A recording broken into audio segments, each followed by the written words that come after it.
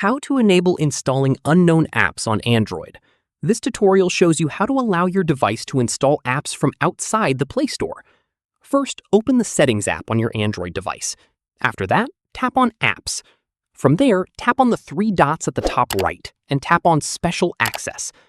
Right here, scroll down and tap on Install Unknown Apps. At this point, you'll see a list of apps that can be granted permission to install files from outside the Play Store. Moving on, tap on the app you want to give this permission to.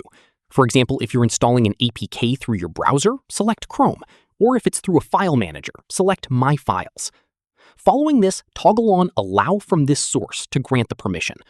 Once done, go back and open the app you just granted permission to and proceed with installing your APK file. Finally, keep in mind that only enable this for apps you trust. Installing APK files from unknown sources can put your device at risk if the file isn't from a reliable source. And that's it. If this guide helped you enable unknown app installs on your Android, give it a like, subscribe for more Android tutorials, and tap the bell icon to stay updated with our latest videos. See you in the next one.